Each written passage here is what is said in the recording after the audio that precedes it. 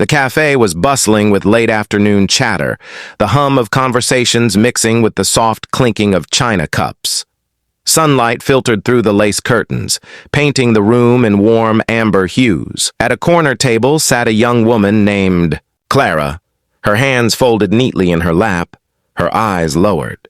Across from her sat a man in a dark suit, Mr. Hensley, a well-known businessman in town, known more for his arrogance than his kindness. Clara worked as his assistant, and this meeting had started as a discussion about an upcoming charity event. But now, tension filled the air. His tone had grown sharp, his voice carrying enough authority to make nearby diners glance over. Clara had always been respectful, but she wasn't weak. When she gently corrected a mistake he made about one of the event's sponsors, his pride flared. "Don't interrupt me," he snapped, leaning forward.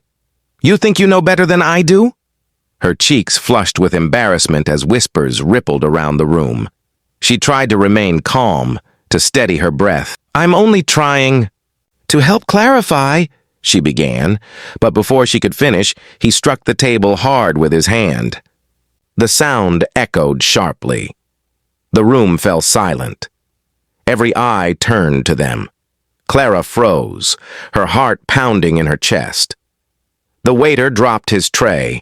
A woman at the next table gasped softly. Mr. Hensley realized too late what he had done. Not violence, but something just as cruel. He had humiliated her, publicly and needlessly. Clara didn't cry. She simply lowered her gaze and took a steady breath. "I'm sorry if I offended you, sir," she said quietly, her dignity standing taller than his authority. That silence, the kind that follows shame, hung in the air. People exchanged uneasy looks, but no one spoke. The man straightened his jacket, muttering, "Let's continue this later," before sitting back down, as if nothing had happened. But something had happened. In that moment, everyone's perception of him shifted. The waitress, who had once served him with nervous politeness, now avoided his gaze. The older gentleman reading the newspaper frowned. Clara sat motionless, her hands trembling slightly, her mind spinning. Her father had always told her, "Grace under fire is strength in disguise." She held on to that thought like a lifeline, her breathing slow, her heart steadying itself again.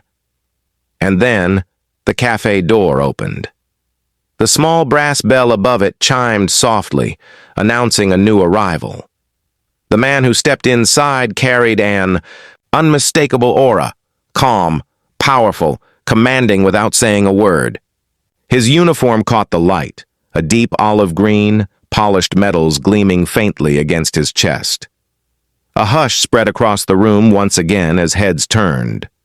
It was Colonel Robert Langford, a decorated officer and local hero who had recently returned from overseas duty. His expression was neutral but sharp, his eyes missing nothing. He had come not by chance. The colonel had known Clara's late father. They had served together years ago. He had promised to look after her if she ever needed help, though Clara never asked for it. As fate would have it, he happened to be passing by the cafe that very afternoon. When he saw her through the window, pale, silent, and humiliated, something in his soldier's heart stirred. He entered quietly, his boots clicking against the wooden floor. The tension was thick enough to touch. Mr. Hensley glanced up and immediately straightened in his seat, his earlier arrogance flickering into nervousness. The colonel nodded politely to the staff before approaching their table. "Good afternoon," he said in a calm, even tone that carried weight. Clara looked up in surprise, recognition lighting her eyes. "Colonel Langford," she whispered. He gave her a reassuring nod. The colonel's gaze shifted to Hensley. "I happened to see something from outside," he said slowly, his words deliberate. "It looked unpleasant." The businessman's face flushed red. "Just a misunderstanding," he said quickly, forcing a smile. "No need for concern." But the colonel didn't smile back. He simply pulled up a chair, sitting beside Clara, his posture steady and upright.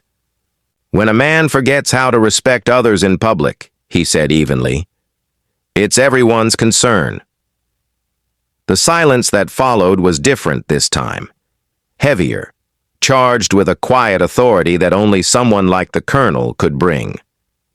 Clara's shoulders relaxed slightly, relief mingling with disbelief. The cafe staff exchanged glances, and for the first time that afternoon, someone placed a hand on Clara's shoulder, a small gesture from the waitress, silent but supportive. The Colonel turned toward her gently. "Are you all right, Miss Clara?" he asked. She nodded faintly, unable to speak. Mr. Hensley shifted uncomfortably, the weight of the room pressing on him. He cleared his throat. "I believe this has been exaggerated," he muttered, trying to salvage his pride. The Colonel's eyes fixed on him, calm, unwavering. "Respect is never exaggerated," he replied quietly, "but arrogance often is." The Colonel's voice carried through the room, not loud, but filled with that calm authority that silenced every whisper. People who had been pretending not to watch now turned fully in their seats. The air was thick with anticipation, the kind that comes when truth is about to be spoken out loud. Mr. Hensley tried to look composed, but the sweat on his temple betrayed him. "Colonel, this is a private matter," he said stiffly, forcing a chuckle. "I'm sure Miss Clara doesn't need your interference." The Colonel tilted his head slightly, his gaze sharp. "Private?" he said softly. "You humiliated a woman in a public room. That stopped being private the moment you raised your voice." A faint murmur of agreement rippled through the onlookers. The businessman swallowed hard. Clara sat quietly, her eyes glistening. She had never seen anyone stand up for her like this. The Colonel didn't scold or shout. He simply spoke truth, and that truth had power. "I served under men who understood leadership," the Colonel continued. "It's not about shouting the loudest or commanding fear. It's about earning respect and protecting the dignity of others." His tone was steady, each word deliberate. Then he looked at Clara again. "Your father would have been proud of how you held your composure." That sentence struck her like a wave. Clara's throat tightened as memories flooded back. Her father's smile, his steady hand on her shoulder the day he told her to be brave no matter what. For a moment, she could hardly breathe. "You knew my father?" she whispered. The Colonel nodded gently. "He was a good man, a soldier who believed that strength without kindness is just cruelty in disguise." His eyes shifted back to Hensley. "And I see he was right." Hensley's composure cracked. "Now, see here, Colonel, I won't be lectured in front of everyone," he began, but his words stumbled under the weight of his own guilt. The Colonel simply raised his hand, silencing him. "Then perhaps you should have considered that before making a public display of disrespect," he said calmly. "A real man doesn't assert power to prove worth. He earns it by how he treats those with less." Clara looked down, tears threatening to fall, but she held them back. The Colonel turned slightly, addressing the room as much as the man before him. "We've all seen what pride does," he said, his voice softer now. "It destroys trust. It wounds others. But mercy rebuilds what pride breaks." He turned to the young woman again. "Clara, you don't owe anyone an apology today. You've done nothing wrong." The words lifted something heavy from her chest. She exhaled shakily, whispering, "Thank you, sir." The cafe owner, a middle-aged man with kind eyes, stepped forward. "Colonel, sir," he said hesitantly. "That man's been rude to staff before, too. We just never said anything." The Colonel nodded slightly, not surprised. "Disrespect grows when silence feeds it," he said.